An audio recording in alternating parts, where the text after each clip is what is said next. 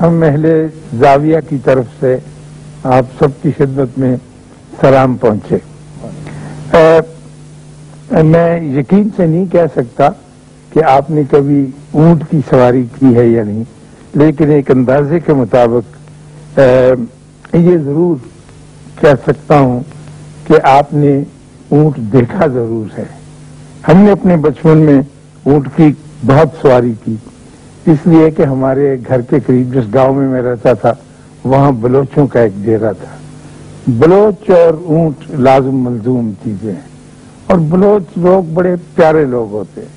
میری زندگی پہ ان کا بڑا خوشگوار اثر ہے۔ وہ اس لیے کہ ایک مرتبہ میرے والد نے مجھے جھڑکا اور شاید ایک تھپڑ بھی مارا، تو میں بسوتا ہوا اماں بلوچن کے گھر چلا گیا، تو اس نے پوچھا کہ کیا ہوا؟ تو میں نے کہا کہ ابا جی نے مارا۔ وہ چادر لے کے اور ہمارے گھر آ گئی غصے میں، اور کہنے لگی ہے ڈاکٹارا تم نے کیوں بچے کو مارا ہے؟ تو اس نے کہا میں نے مارا نہیں، میں نے تو جھڑکا مارا تھا۔ کہنے لگی جھڑکا بھی کیوں مارا تھا؟ کچھ تو مارا ہے، وہ سمجھتی تھی جھڑکا بھی اس قسم کی چیز ہے۔ تو ہم ان کے اونٹوں پہ بہت سواری کرتے رہے، اور پھر اس کے درمیان ایک بڑا لمبا وقفہ آ گیا۔ تو سن 46 میں جب پاکستان کی تحریک بڑے اپنے زوروں پہ تھی، تو ہمیں دریائے ستلج کے کنارے ایک لمبے سفر پہ تبلیغ کے لیے جانا تھا کہ پاکستان کی طرف لوگوں کا جھکاؤ پیدا کیا جا سکے۔ اور وہاں جو لوگ تھے وہ تقریباً کچھ ایسے لوگ تھے جن کا پاکستان کی طرف جھکاؤ بہت کم تھا اور مسلم لیگ سے ناواقف تھے۔ تو ہمیں وہاں اونٹ پہ جانا پڑا۔ ہمارے پاس 2 اونٹ تھے، اور 2 نوجوان آئے تھے علی گڑھ یونیورسٹی سے، اور 2 ہم جہاں سے تھے۔ تو اونٹوں پر سوار ہو کے چلتے تھے۔ وہ ہمارا سب سے لمبا سفر تھا کہ ایک دن میں ہم نے 8 میل کی مسافت اونٹ پہ طے کی۔ پھر ہماری خوش قسمتی سے ہمیں وہاں راستے میں 2 ڈاکو مل گئے، ایک کا نام گامن تھا، ایک کا نام سجاول تھا۔ پرانی وضع کی بندوقیں تھیں، انہوں نے ہمیں روک لیا کہ تم کدھر جا رہے ہو؟ ہم نے کہا کہ ہم اس مشن پہ جا رہے ہیں۔ تو اس نے کہا کہ ہم ڈاکو ہیں، تو ہم پھولی کراڑ کو لوٹنے کے لیے جانا ہے، تو آپ ہمیں اپنے اونٹ دیں۔ ہم نے کہا یہ اونٹ تو ہمیں بہت ضروری ہیں، تم پھولی کراڑ کو بعد میں لوٹ لینا۔ انہوں نے کہا نہیں، یہ بڑا ہمارا کام زیادہ ضروری ہے کیونکہ ہم نے یہ طے کیا ہوگا۔ خیر وہ ایک لمبی کہانی ہے، میں پھر کبھی موقع ملا تو عرض کروں گا۔ پھر ان دونوں ڈاکوؤں نے ہمیں ہمارے دوست بن گئے، اونٹ پہ بیٹھنے کا طریقہ بتایا کہ اگر کاچی نہ بھی ہو تو پھر کس طرح اونٹ کی کوہان کو لانگڑی مار کے بیٹھا جا سکتا ہے۔ تو ہر ایک کام کا اپنا اپنا فن ہوتا ہے۔ تو میں یہ بات اس لیے عرض کر رہا تھا آپ سے کہ پچھلے ہفتے بلکہ زیادہ دن ہو گئے، 15-20 روز، مجھے کراچی جانے کا اتفاق ہوا۔ تو میں کوئی کتنی مدت، تقریباً آدھی صدی کے بعد، یعنی سن 47 کے بعد پہلی مرتبہ اس مدت میں پاکستان کی سرحد کے اندر اونٹ پر بیٹھا، اور کلفٹن میں آپ نے دیکھا ہوگا، اور اپنے بچپن کے زمانے کو یاد کیا۔ اونٹ پہ بیٹھنے کی سب سے بڑی اور خوبی کی بات یہ ہے کہ اونٹ دوسرے جانوروں کے مقابل میں ایک اور انداز سے اٹھتا ہے۔ سب سے پہلے وہ اپنی پچھلی ٹانگیں جو ہے وہ کھڑی، دنیا کے دوسرے سارے جانور مویشی اگلی ٹانگیں پہلے کھڑی کرتے ہیں، لیکن یہ پچھلی ٹانگوں پہ اٹھتا ہے۔ تو اس کا ایک فائدہ یہ ہوتا ہے کہ اس کے اوپر بیٹھنے والا سب سے پہلے سجدہ کرتا ہے۔ ہاں، وہ ایک اللہ نے رکھا ہے اس کا کام کہ آدمی چاہے یا نہ چاہے خود بخود ایک سجدہ ہو جاتا ہے، پھر وہ اگلی ٹانگوں پہ کھڑا ہوتا ہے۔ تو ہم نے کافی وقت ان اونٹوں کے ساتھ گزارا، لیکن میرے ساتھ عجیب و غریب واقعات گزرتے رہتے ہیں۔ مجھے یہ نہیں پتا تھا کہ اس اونٹ کے رشتے سے اور اس کے حوالے سے میں یوں ایک الجھن میں بھی گرفتار ہو جاؤں گا۔ اونٹ، اللہ تعالیٰ بھی کلام پاک میں اونٹ کے بارے میں کہتا ہے کہ ذرا کیا تم نے اونٹ کو دیکھا کہ ہم نے اس کو کس طرح کا جانور بنایا، یعنی اس کے عجائب اور غرائب جو ہیں وہ ابھی تک پوشیدہ ہیں، اور سارے کی ساری اس کے خصائص جو ہے لوگوں کے سامنے نہیں آ سکے۔ اتنی بات ہم جانتے ہیں کہ یہ میلوں اور دنوں سفر کر سکتا ہے بغیر پانی پیے ہوئے. اور یہ کیسے ہوتا ہے اس کے بارے میں مختلف تھیوریز ہیں، لیکن وہ وقت نہیں ہے یہاں بیان کرنے کا. لیکن یہ اپنے انداز کا ایک بڑا ہی خوبصورت جانور ہے، بے حد. اگر آپ نے اسے کبھی غور سے نہیں دیکھا تو اب آپ کو اگر کبھی موقع ملے تو اسے ضرور دیکھیے گا.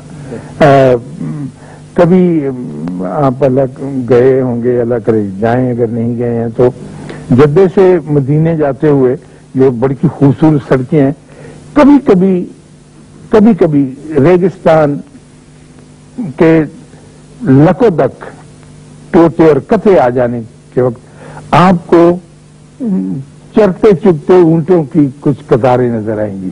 ان کے مالکوں نے کھلے چھوڑے ہوئے ہوتے ہیں اور وہ چاندی جیسی ریت پر چاندی جیسے بدن لے کے دھوپ کے اندر ایک عجیب گل کھلاتے ہوئے سے چلتے ہیں. اور وہ نظارہ ایسا دیکھنے والا ہوتا ہے کہ آدمی کتنی دیر تک، ہم یعنی بس میں سفر کرتے تھے تو لاری سے سر نکال کر بڑی بڑی دیر تک ان کو دیکھتے تھے کہ یہ کیسی خوبصورت اللہ تعالی نے مخلوق پیدا کی ہے جن کے بارے میں ہم کچھ زیادہ نہیں جانتے.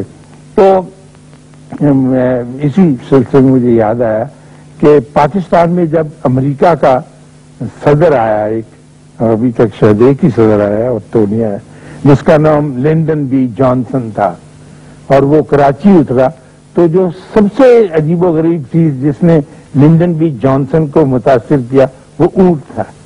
اونٹ کی ہماری بہت گاڑیاں تھیں جو سامان اسباب نقل و حرکت میں کام آتی تھیں اور بہت سارا سامان ڈھوتی. اونٹ گاڑیاں کراچی اس زمانے میں 1952-53 کی بات ہے، بھرا ہوا تھا، اونٹ گاڑیاں تھے.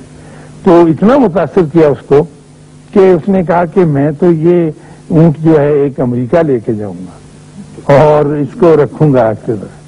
تو مجھے یاد پڑتا ہے کہ وہ اونٹ تو نہیں لے جا سکا، لیکن اس اونٹ کا ایک ساربان جو شتربان جو تھا بشیر، اس کو بشیر تھا غالب کا، بشیر کو ساتھ لے گیا.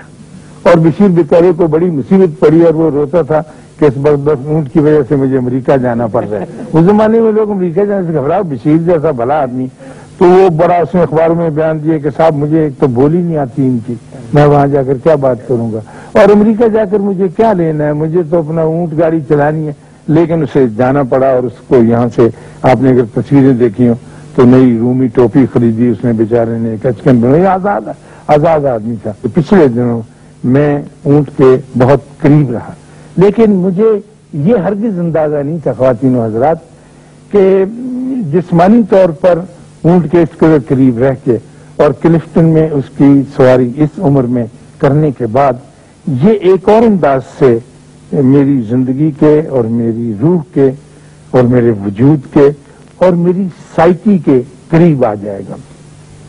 تو میں آپ سے جب یہ اونٹ کی باتیں کر رہا تھا تو میرے ذہن میں اس اونٹنی کا خیال بار بار آیا اور آتا ہے، اور جب بھی اونٹ کا ذکر آتا ہے جو اونٹنی حضرت صالح کی اونٹنی تھی اور جو ایک معجزے کے طور پر وجود میں آئی تھی، اور قوم سمود کی طرف صالح کو اللہ نے بھیجا تھا. بہت اونچے درجے کے نبی تھے کہ جا کر اس بےہودہ قوم کو راہ راست پر لایا جائے. اور وہ قوم بڑی امیر تھی، ان میں بیشتر خرابی یہ تھی کہ ان کے پاس دولت بہت زیادہ تھی، علاقہ بہت سرسبز تھا. یہ آپ کے اردن کا علاقہ جو ہے یہاں سے لے کر عرب تک اور مدینہ شریف سے لے کر تبوک کے درمیانی علاقے میں وہاں جا کر سمود کیا جغرافیائی حد ختم ہوتی، بہت لمبا علاقہ تھا.